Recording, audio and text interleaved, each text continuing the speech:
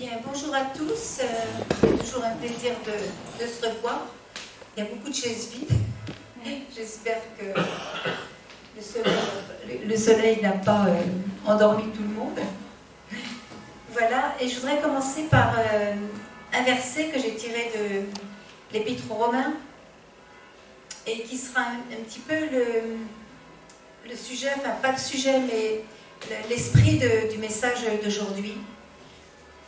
Si par l'offense d'un seul, la mort a régné par lui seul, il s'agit de l'Adam évidemment, à plus forte raison ceux qui reçoivent l'abondance de la grâce et du don de la justice régneront-ils dans la vie par Jésus-Christ, lui seul.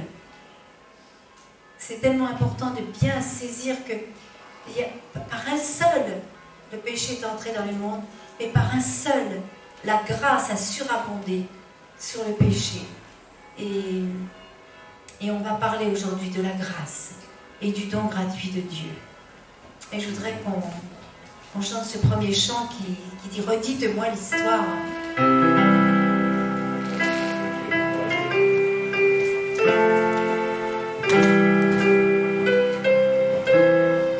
Cette histoire, c'est l'histoire de l'amour de Jésus pour nous, pour moi. Donc, redites-moi l'histoire.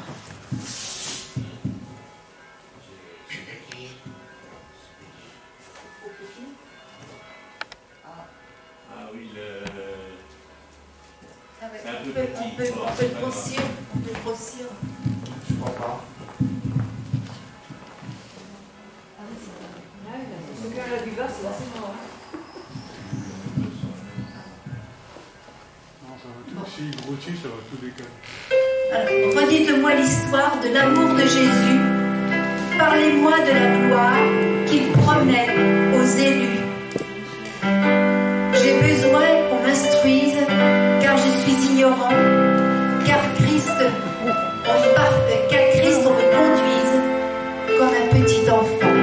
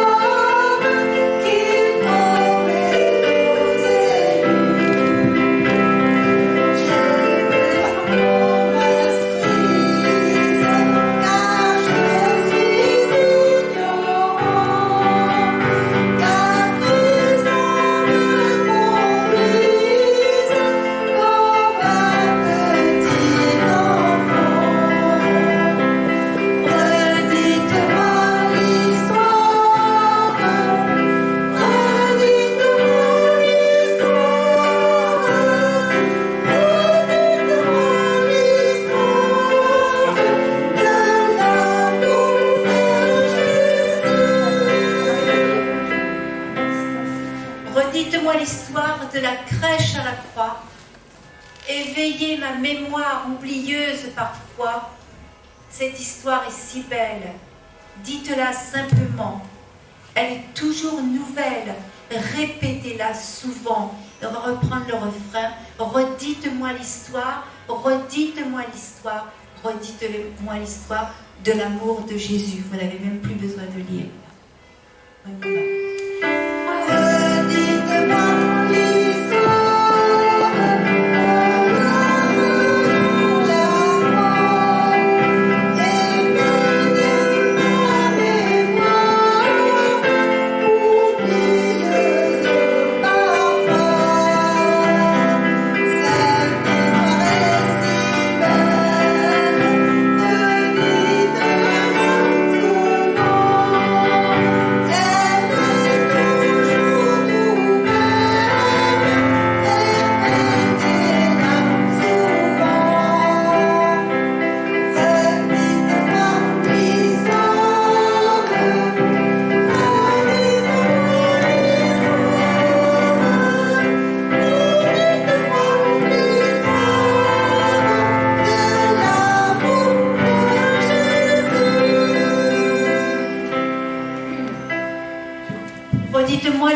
porte mon divin Sauveur, c'est lui dont la victoire a franchi le pécheur.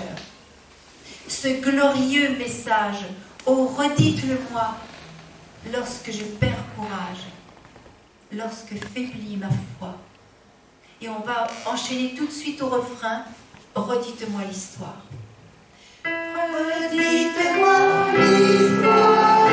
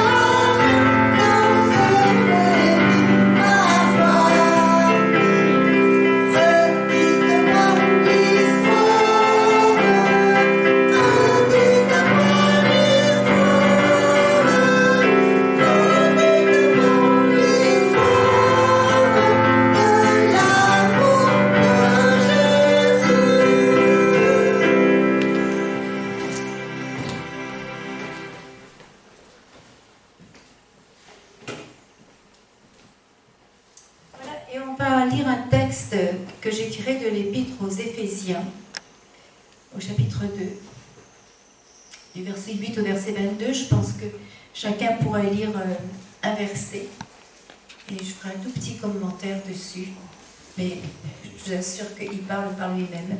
On n'a pratiquement pas besoin de faire de commentaire.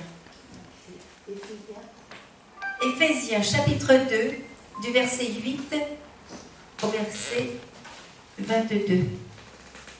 Je ne sais pas si je ne me suis pas trompée. C'est du verset 8. Non, verset 22, c'est bien. C'est bien ça. Car c'est par la grâce que vous êtes sauvés, par le moyen de la foi. Et cela ne vient pas de vous, c'est le don de Dieu. Ce n'est point par les œuvres, afin que personne ne se glorifie. Car nous sommes son ouvrage, ayant été créés en Jésus-Christ pour de bonnes œuvres, que Dieu a préparées d'avance, afin que nous les pratiquions.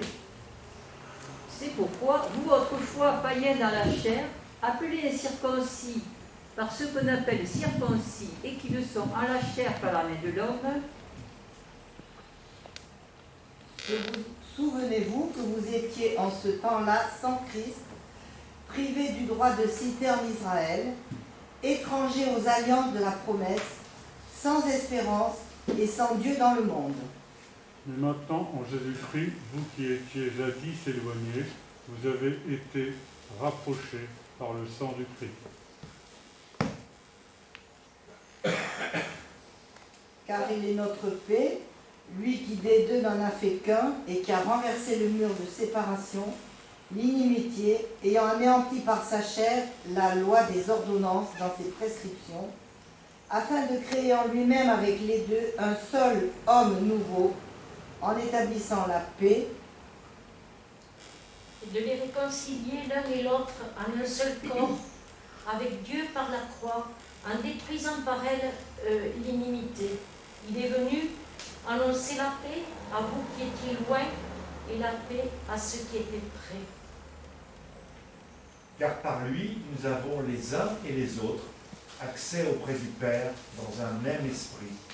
Ainsi donc, vous n'êtes plus des étrangers ni des gens du dehors, mais vous êtes concitoyens des saints, gens de la maison de Dieu.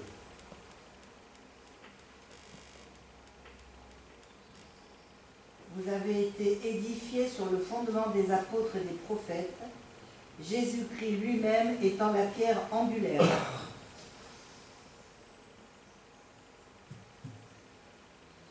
En lui, tout l'édifice bien coordonné s'élève pour être un temple saint dans le Seigneur.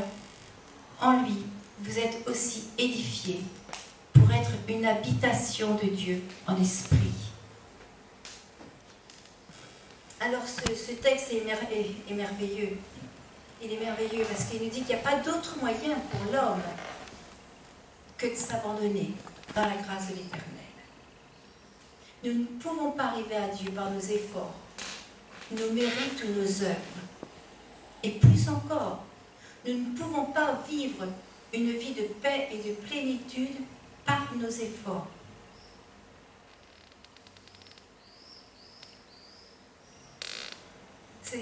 Ce n'est que dans l'abandon que la paix de Dieu peut descendre en nous.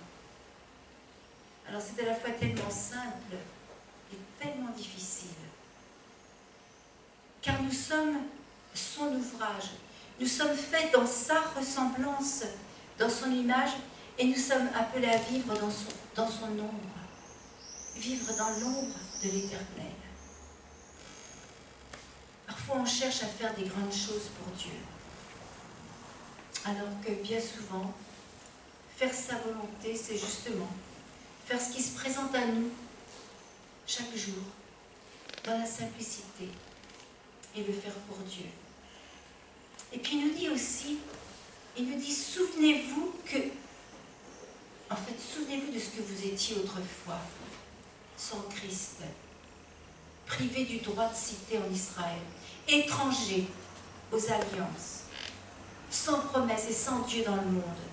Souvenez-vous, afin de ne point juger et d'avoir au contraire le zèle de l'Évangile. Souvenez-vous, souvenons-nous de ce qu'on était.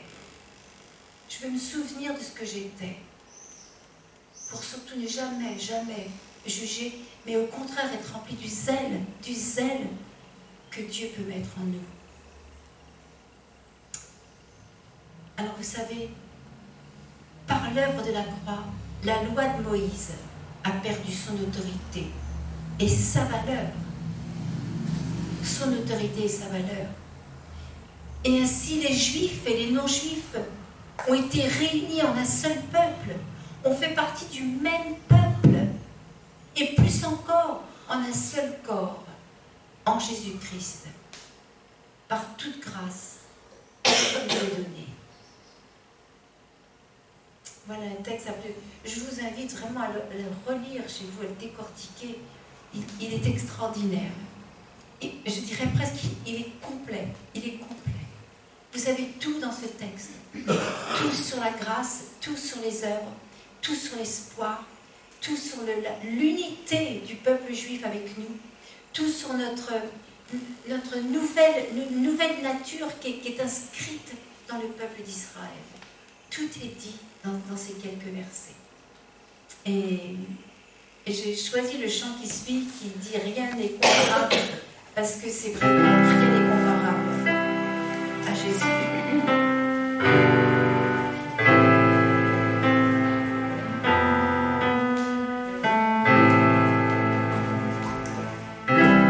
Rien n'est comparable à toi, mon Sauveur. Rien n'est souhaitable comme ta faveur. Sauveur adorable, tu m'ouvres ton cœur. Rien n'est comparable à toi, mon Sauveur.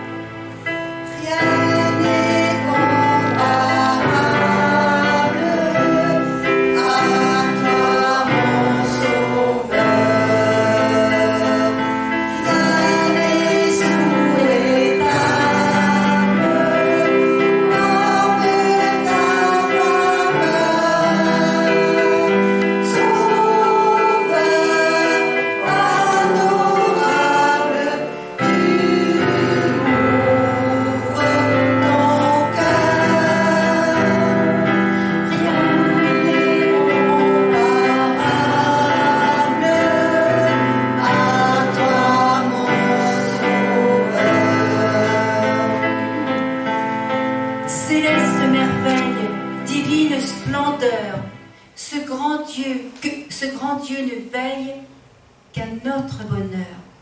Bonté sans pareille, tu touches mon cœur. Rien n'est comparable à toi, mon Sauveur. Céleste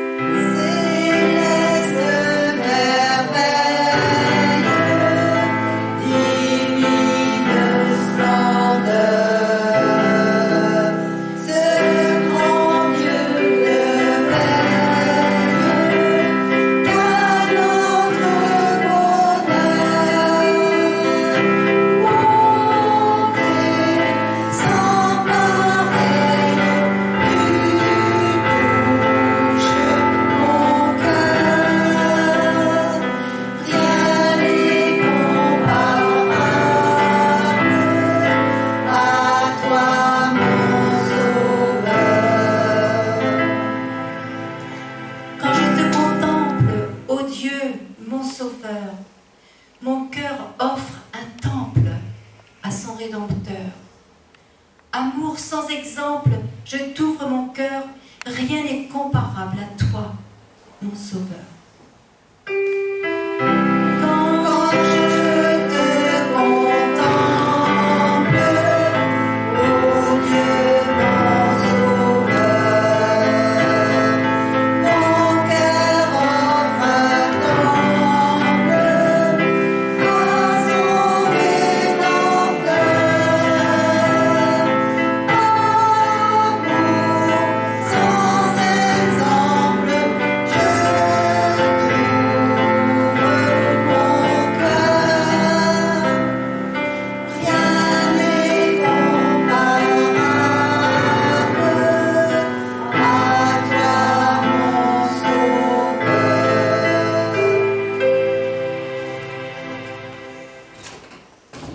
Et on va enchaîner avec un chant qu'on va prendre un peu, déjà comme une prière, Prends ma vie, qui va nous introduire dans ce moment de prière. Prends ma vie.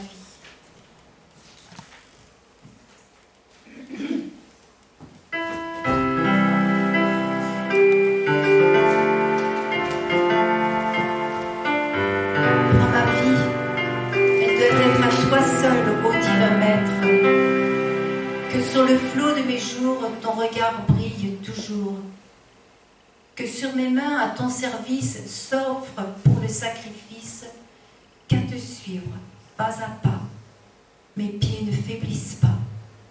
Prends ma voix et qu'elle chante, ta grâce auguste et touchante, par mes lèvres que ton nom parle aux hommes de pardon. Que mon esprit s'illumine de ta sagesse divine.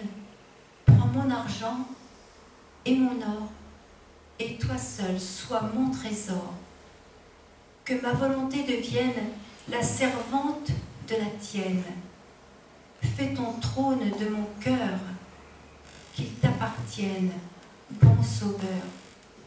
Qu'ainsi mon amour répande à tes pieds son humble offrande.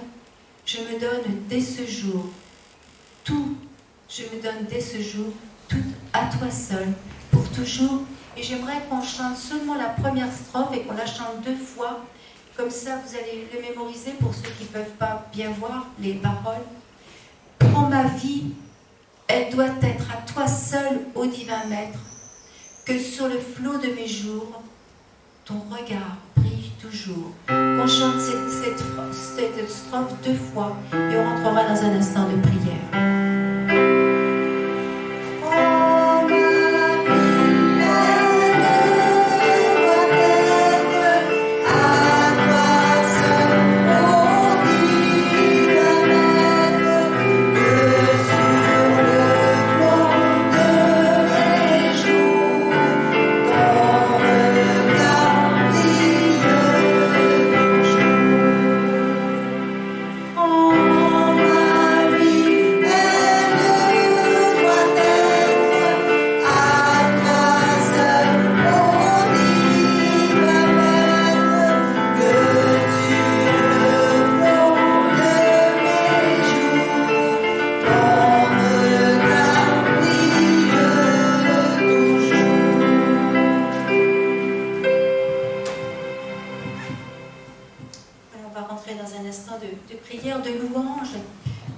Parce que notre culte est un moment de louange.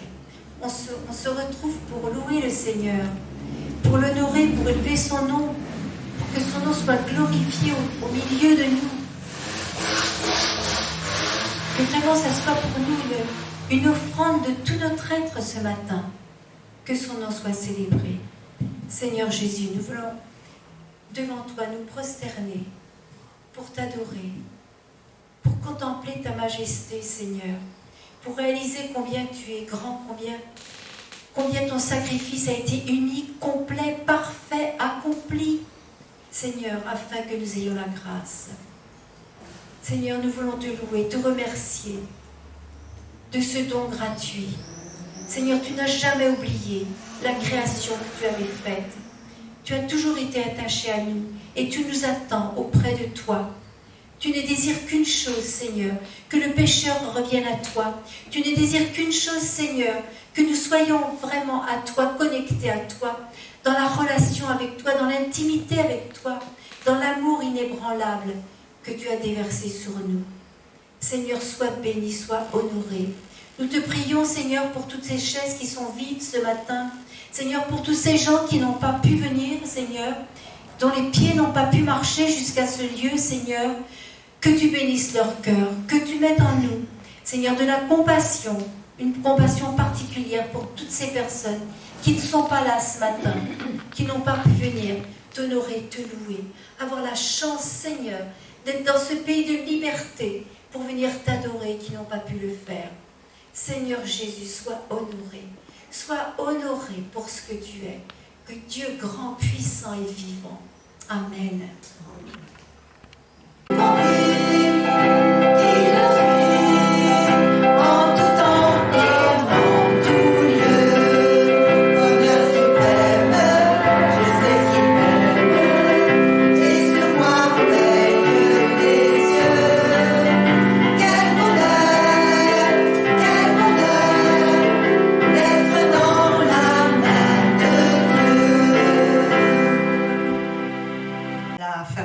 Enfin, nous devons quitter au 7 rue du Curé Pou et trouver d'autres locaux.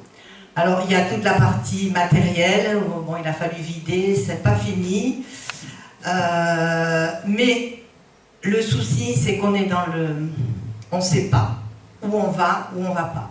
Alors faites-en un sujet de prière et que Dieu ouvre la porte pour d'autres locaux.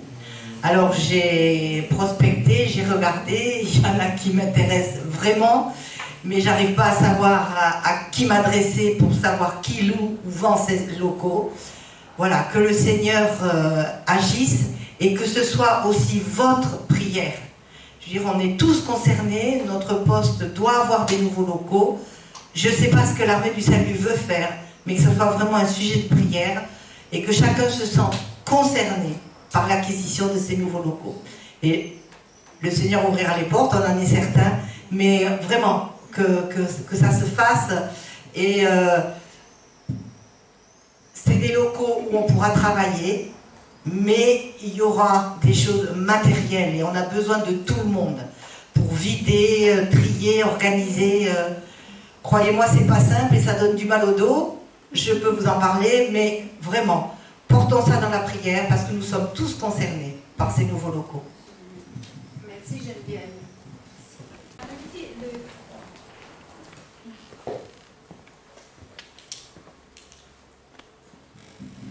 Le titre que j'ai mis à ma réflexion de ce matin, c'est « Vous êtes construits sur le modèle du tabernacle ». Alors j'avais parlé la dernière fois de cette phrase de l'apôtre Paul « Vous êtes le temple du Saint-Esprit ». C'était le titre, je crois, de la dernière prédication. Et la lecture qu'on a faite ce matin nous dit en lui, vous êtes aussi édifiés pour être une habitation de Dieu en esprit. Et la première habitation de Dieu au milieu de son peuple, ce fut le tabernacle. Alors que représente le tabernacle avant évidemment la construction du temple? Quelles en sont les dimensions spirituelles pour notre vie? À quoi servait le tabernacle, puis le temple? Comment était-il construit? Que trouve-t-on dans ce lieu sacré? Vous savez, en fait, comme toujours, tout commence par la relation brisée entre Dieu et l'homme par suite de sa désobéissance et sa chute. Dieu a voulu rétablir cette connexion, alors il s'est bâti un peuple. Il a établi des alliances avec Abraham, Isaac, Jacob. Il a fait croître les 12 tribus et multiplier ses enfants dans le territoire d'Égypte, dans ce pays d'enfermement. Puis c'est au cœur d'un esclavage d'une durée de près de 350 ans que l'Éternel va faire naître un enfant, Moïse, qu'il va former pour accomplir l'œuvre de libération des enfants d'Israël, pour les faire sortir d'Égypte et en faire véritablement un peuple.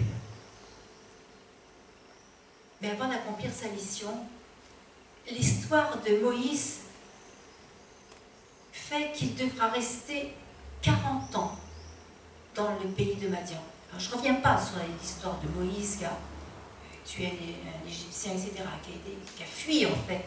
Et lui, il a fui l'Égypte avant les autres, on peut dire. Et il va rester 40 ans dans le désert.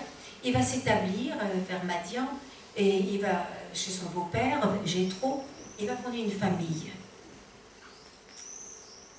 Alors, 350 ans, après 40 ans, dans notre pensée humaine impatiente, on aura envie de dire, on aura envie que les choses aillent plus vite. Et on se demande souvent pourquoi Dieu attend si longtemps. Tous ces temps sont des temps de mise à part, de formation, d'éducation, de construction. Des temps pendant lesquels certaines choses doivent disparaître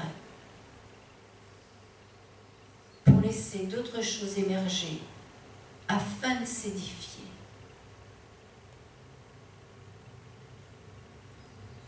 Je ne sais pas si vous mesurez ce que je viens de dire par rapport à l'impatience qu'on a souvent, à vouloir que les choses arrivent tout de suite. Le temps pour que les choses disparaissent, s'effacent de notre mémoire, de nos habitudes, de nos rituels, pour faire émerger d'autres choses qui vont être la gloire de Dieu et qui vont s'édifier dans nos vies. Alors c'est le temps sans doute que Moïse a vécu pendant ces 40 ans. Mais pendant ce temps, les Hébreux en Égypte continuent de souffrir sous le poids de l'esclavage. Alors on lit dans Exode, les enfants d'Israël gémissaient sous la servitude et poussaient des cris. Ces cris que leur arrachait la servitude montèrent jusqu'à Dieu. Dieu entendit leurs gémissements et se souvint de son alliance avec Abraham, Isaac et Jacob. Dieu regarda les enfants d'Israël et il en eut compassion. La réponse de Dieu va se faire en son temps. Alors que Moïse conduisait le troupeau de son beau-père derrière le désert, il vint à la montagne d'Horeb. L'ange de l'Éternel lui apparut dans une flamme de feu au milieu d'un buisson qui ne se consumait point. Dieu l'appela au milieu du buisson et Moïse répondit, « Me voici. » Dieu dit, « N'approche pas, car ce lieu sur lequel tu te tiens est une terre sainte. » Et il ajouta, « Je suis le Dieu de ton père, le Dieu d'Abraham, le Dieu d'Isaac et le Dieu de Jacob. » Dieu énumère chacun des pères de Moïse dont le nom est attaché à l'Éternel. Il enracine son histoire dans celle de ses pères, dans l'histoire d'Israël, dans sa continuité à travers les générations. Mais surtout, Dieu la plante. Il plante cette histoire, il plante ses patriarches dans la vision de son projet pour son peuple et pour l'humanité entière. Alors pourquoi je vous raconte tout ça avant d'arriver à la construction du tabernacle? C'est pour vous montrer combien les projets divins se font dans la continuité et comment ces projets sont arrêtés au-delà du temps présent afin que Dieu les accomplisse en son temps, selon sa volonté, avec les personnes qu'il a choisies d'avance. L'étape de l'Égypte va se terminer et les enfants d'Israël vont se retrouver au désert. C'est là que va commencer leur formation afin de devenir un peuple, on pourrait dire afin de rentrer dans la maturité. On peut presque dire que l'Égypte a été la matrice qui a formé ce peuple. Se sont reproduits, les 12 tribus ont éclaté dans une multitude de gens. Cette multitude va sortir. C'est comme presque un accouchement. hein, les eaux de la mer Rouge sont ouvertes, le peuple est sorti. Et là, il va prendre une maturité. Et Dieu va de nouveau parler à Moïse, dans Exode 25, au chapitre 8. Et il lui dit, « Ils me feront un sanctuaire, et j'habiterai au milieu d'eux. Vous ferez le tabernacle et tous les ustensiles d'après le modèle que je vais te montrer. Pas selon ta logique, tes raisonnements, tes lois, mais d'après le modèle que je vais te montrer. Car la construction du tabernacle est le moyen que Dieu va utiliser pour rétablir sa relation avec son peuple. C'est un lieu sacré, un lieu de sanctification, un lieu de connexion avec l'Éternel. Et il est important de comprendre comment va s'établir cette connexion et comment la construction elle-même, les matériaux utilisés, les noms donnés aux différents espaces qui composent l'ensemble sont le moyen de révéler le Messie. En fait, chaque partie, chaque objet et chaque fonction du tabernacle nous révèle le Seigneur. Le tabernacle véhicule la prophétie messianique qui va nourrir le cœur des enfants d'Israël. Il a fallu une vision céleste hors norme pour que l'Éternel dise à Moïse, « Ils me feront un sanctuaire et j'habiterai au milieu d'eux. » C'est pourquoi ce sanctuaire, qui deviendra le temple, est au centre de la vie du peuple d'Israël.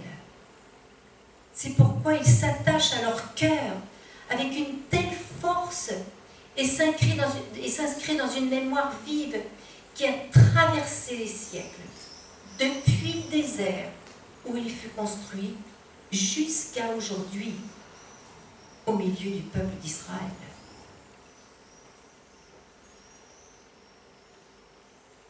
Et ils en sont restés là, pour la majorité. Alors que le jour de la résurrection, à l'instant où Jésus a rendu son esprit, le voile du temple s'est déchiré du haut jusqu'en bas et le lieu très saint s'est dévoilé en apparaissant à tous. Je ne sais pas si vous mesurez la portée de ce que représente le voile qui se déchire. Le grand prêtre, le grand sacrificateur ne pouvait rentrer dans ce lieu très saint qu'une fois par an, portant le sang des animaux, aspergeant toutes les parties saintes du tabernacle, aspergeant le lieu très saint du sang des taureaux et des animaux qui avaient été sacrifiés, une fois par an seulement.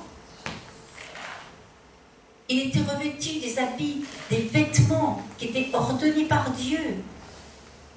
Et le moment où Christ est mort sur la croix, où il a rendu l'esprit, le voile s'est déchiré, ouvrant ce lieu sacré qui était caché depuis des milliers d'années. Alors je ne reviens pas sur la crucifixion, mais la nuit est tombée à midi. Les ténèbres se sont faites jusqu'à 3 heures de l'après-midi. Et à 3 heures de l'après-midi, le voile s'est déchiré, dévoilant le lieu très saint. Le dévoilement du lieu saint s'est fait parce qu'il n'avait plus besoin d'être caché. Jésus venait de tout accomplir. La fonction prophétique messianique du tabernacle venait de s'accomplir à la croix. Alors ce qui est merveilleux de comprendre, c'est comment et pourquoi cette fonction messianique était cachée. Comment elle s'est révélée par le feu du Saint-Esprit descendu sur les 120, assemblés dans la chambre haute. Le jour de la Pentecôte, les lampes de feu du Saint-Esprit sont venues toucher l'esprit de la Torah, inscrite dans le cœur de ces Juifs réunis, révélant les secrets cachés du temple et de la prophétie, et poussant Pierre à dire que toutes vos... Je ne sais pas si vous réalisez, les 120 attendaient. Les 120, ce sont des Juifs qui ont cette Torah inscrite en eux. Le respect du lieu très saint, du sacrificateur qui rentre dans ce lieu très saint. Et Pierre va, juste après la Pentecôte, au moment où les langues de feu sont descendues, Pierre déclare que toute la maison d'Israël sache donc avec certitude que Dieu a fait Seigneur et Christ ce Jésus que vous avez crucifié. L'Esprit a révélé le Christ et encore aujourd'hui, seul l'Esprit peut révéler Christ. Alors un de ces mystères cachés du tabernacle m'a particulièrement touchée et émerveillée, je dirais. Et je voudrais vous parler du bois de construction de la majorité des pièces du tabernacle. Dans Exode 25, Dieu s'adresse à Moïse, et c'est assez long, hein, toutes les ordonnances que de Dieu à Moïse, mais j'en ai pris quelques-unes. Alors, verset par verset, c'est séparé, c'est éparse. Hein. Ils feront une arche en bois de chittim, en bois d'acacia. Tu feras des barres de bois de chittim. Tu feras la table de bois de chittim. Tu feras les planches pour le tabernacle, elles seront de bois de chittim. Tu feras l'autel de bois de chittim. Alors le bois de chittim est traduit par bois d'acacia, mais en réalité la racine du mot se traduit par folie. C'est le bois de la folie. Alors que Moïse est sur la montagne du Sinaï, enveloppé de la nuée, au plus près de la présence de Dieu, il reçoit la parole de Dieu, lui demandant de construire le tabernacle dont le matériau de base est un bois de folie. Le tabernacle est construit avec le bois de la folie, parce qu'il annonce la folie de la croix. La croix est folie pour le monde. Le Saint-Esprit est venu toucher le cœur de Paul lorsqu'il écrit aux Corinthiens « Nous prêchons Christ crucifié, scandale pour les Juifs, folie pour les païens, mais puissance de Dieu pour ceux qui sont appelés, tant Juifs que Grecs. » La plus grande révélation du tabernacle est la révélation de la croix et du sacrifice du Messie. Lorsque Paul dit que nous sommes le temple du Saint-Esprit, cela veut dire que nous sommes bâtis sur le modèle du temple, c'est-à-dire en bois de chittim, un bois de folie, qui est le bois de la croix et qui est le fondement de la grâce et de la foi. Dans 1 Corinthiens, chapitre 1, versets 21 à 25, on lit « Car puisque le monde, avec sa sagesse, n'a point connu Dieu dans la sagesse de Dieu, il a plu à Dieu de sauver les croyants par la folie de la prédication. » Les Juifs demandent des miracles et les Grecs cherchent la sagesse. Nous prêchons Christ crucifié, scandale pour les Juifs et folie pour les païens. Mais puissance de Dieu et sagesse de Dieu pour ceux qui sont appelés, tant juifs que grecs. Car la folie de Dieu est plus sage que les hommes, et la faiblesse de Dieu est plus forte que les hommes. Dieu veut que nous soyons des bâtisseurs, mais pas avec n'importe quel matériau, avec le poids de la folie, c'est-à-dire le poids de la croix. Jésus, avant même sa passion, va donner un ordre à ses disciples et par voie de conséquence à nous. Et il dit, si quelqu'un veut me suivre, qu'il renonce à lui-même, qu'il se charge de sa croix et qu'il me suive. La sagesse de Dieu n'est pas la sagesse des hommes. Alors que les hommes cherchent à toujours posséder plus, à toujours monter en puissance et en gloire, quitte à écraser le plus faible. Alors qu'il cherche à construire sa vie en comptant sur ses propres certitudes, ses raisonnements, sa logique. Dieu nous demande de nous mettre au service des autres, de lâcher les manettes de notre vie pour s'en remettre à sa volonté divine, d'aimer l'Éternel plus que toute autre chose et de lui confier entièrement sa vie, c'est-à-dire de lui faire confiance, de mettre notre foi dans ses promesses. Car la folie de Dieu est plus sage que les hommes, et la faiblesse de Dieu est plus forte que les hommes. Il nous demande de l'aimer d'un amour qui peut paraître fou aux yeux du monde. Il nous demande de lui abandonner nos vies, nos projets, nos inquiétudes, afin de libérer pour lui un amour sans partage, sans restriction, sans limite. Tant qu'il y a des inquiétudes dans nos vies, notre amour pour Dieu ne peut pas être libre. Il est bridé. Il est ficelé. Il ne peut pas s'épanouir. Il a du mal à monter. D'ailleurs, juste avant de remonter au Père, Jean nous rapporte cette conversation de Jésus avec Pierre. Après qu'ils eurent mangé, Jésus dit à Simon-Pierre, « Simon, fils de Jonas, m'aimes-tu plus que ne m'aiment ceux-ci » Il lui répondit, « Oui Seigneur, tu sais que je t'aime. » Jésus lui répondit, « Paie mes agneaux. » Il lui dit une seconde fois, « Simon, fils de Jonas, m'aimes-tu » Pierre lui répondit, « Oui Seigneur, tu sais que je t'aime. » Et Jésus lui répondit, « Paie mes agneaux. » Il lui dit pour la troisième fois, « Simon, fils de Jonas, m'aimes-tu » Pierre fut attristé de ce qu'il lui avait dit pour la troisième fois, « M'aimes-tu » Il lui répondit, « Seigneur, tu sais toutes choses. Tu sais que je t'aime. » Jésus lui répondit, « Paie mes brebis. » Jésus demande à Pierre une première fois, « M'aimes-tu plus que ne m'aiment ceux-ci » C'est important ce superlatif. Hein. M'aimes-tu plus? Dans le texte originel, le verbe aimer employé par Jésus puis par Pierre ne sont pas les mêmes. Jésus demande à Pierre, « M'aimes-tu de l'amour dont je t'aime, de l'amour dont le Père aime le Fils, de l'amour contenu dans la grâce, de l'amour manifesté à la croix ?» Pierre lui répond avec un verbe beaucoup moins fort que celui de Jésus, qui signifie plutôt « j'ai de l'affection pour toi ». Puis il recommence une deuxième fois, m'aimes-tu ? Il n'y a plus de superlatif, mais j'ai l'impression que on sent une charge, subitement un poids immense dans ce deuxième m'aimes-tu. Alors la troisième fois, Jésus lui redit m'aimes-tu ? Et vous savez ce qu'il fait Jésus? Il utilise le verbe de Pierre.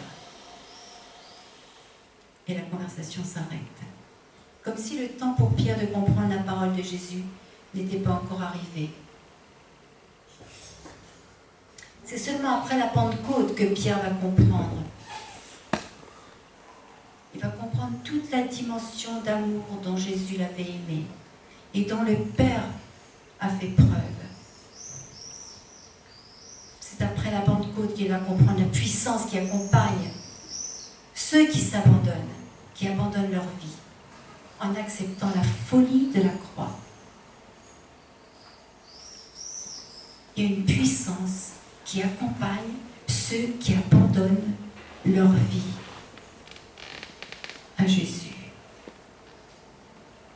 La puissance arrive dans l'abandon. Jésus s'adresse à nous de la même manière. Il nous demande, m'aimes-tu d'un amour construit sur la folie de la croix, d'un amour fou qui échappe à la raison humaine. Il nous interroge dans le secret. De quel poids est construite ta foi? Il a fallu que Jésus nous aime jusqu'à la folie de la croix. Et cette folie, enfermée à l'intérieur du tabernacle, s'est dévoilée au Golgotha. Elle est invisible dans le tabernacle parce qu'elle est recouverte d'or. Comme l'Éternel l'a dit à Moïse, tu la couvriras d'or, tu la couvriras en dedans et en dehors. Le bois de Chittim, le bois de la folie, est couvert de cette royauté divine. Pourquoi cet or pur? Parce que cette folie de la croix, c'est la puissance et la gloire.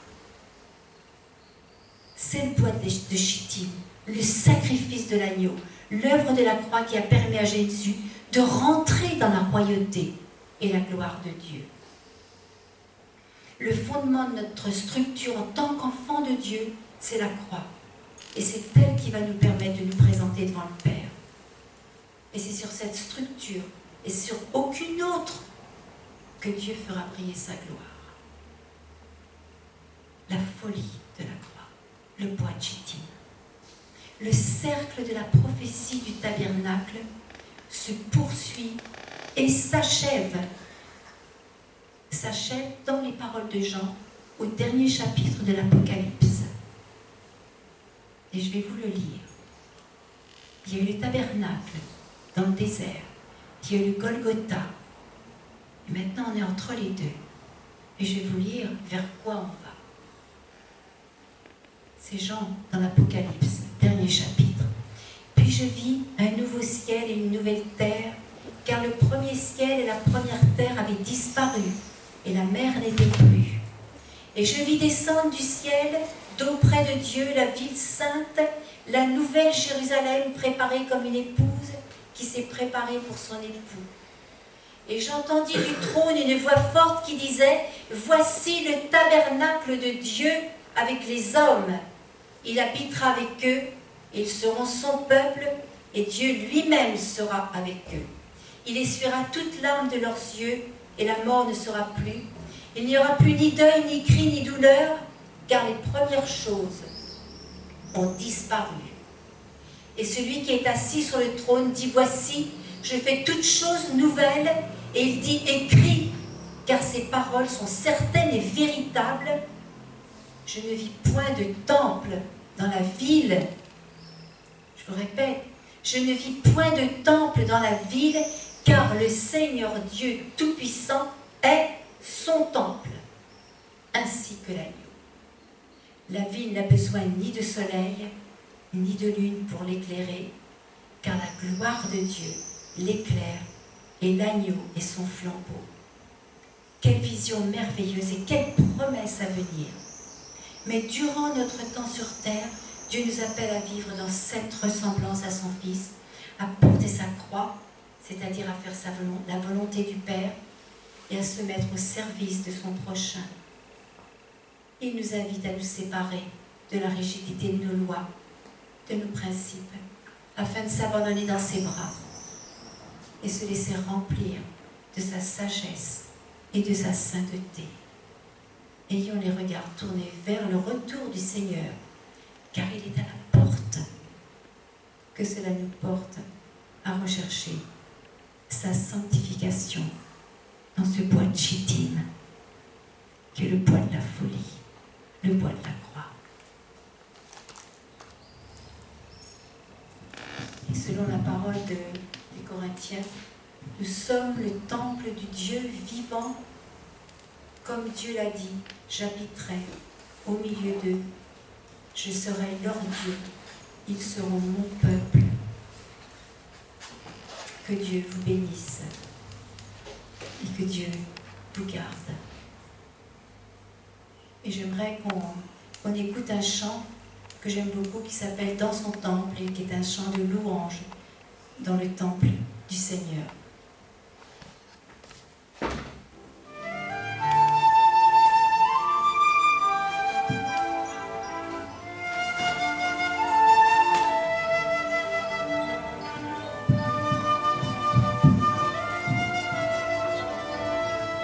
Dans ton temple, je médite sur toi et sur ton immense bonté. Comme ton nom, ta louange se répand jusqu'aux extrémités de la terre. Nous élevons ton nom, Elohim. Tu es vraiment digne de louange. Ta louange se répand sur la terre. Ta louange se répand sur la terre jusqu'aux extrémités de la terre.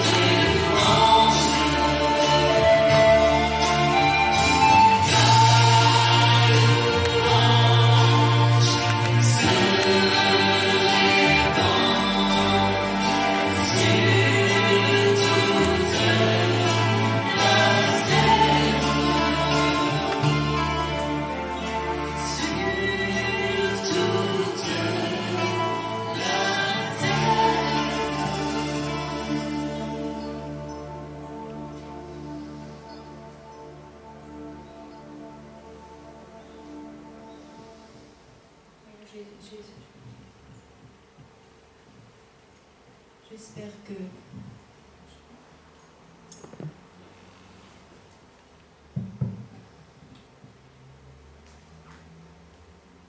j'espère vraiment que vous avoir donné envie de rechercher cette sanctification, cet abandon dans le Seigneur. Je crois que l'abandon est la première chose. C'est la première chose. Tout découle de l'abandon. Aussi longtemps qu'on offre des résistances à cet abandon, aussi longtemps cette paix ne pourra pas descendre. Cette paix de Dieu descend quand on s'abandonne à lui. Alors il nous dépose cette paix, cette joie, cette liberté dans l'amour qu'on a pour lui. Vraiment, vraiment c'est mon désir. J'avais vraiment tellement à cœur de vous dire ces choses ce matin. Et je voudrais vous laisser inverser pour la bénédiction. Maître, quel est le plus grand commandement de la loi? Jésus lui répondit, tu aimeras le Seigneur ton Dieu de tout ton cœur, de toute ton âme et de toute ta pensée. C'est le premier, le plus grand commandement.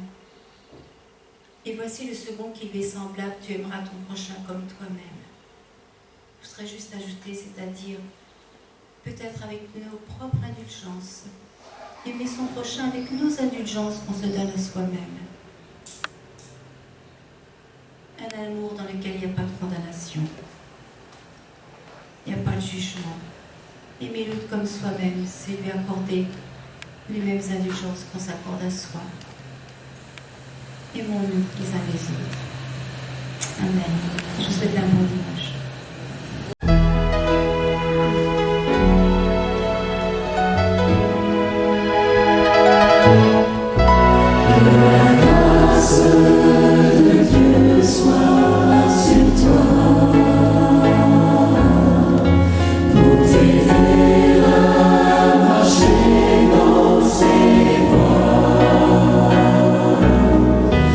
Reçois tout son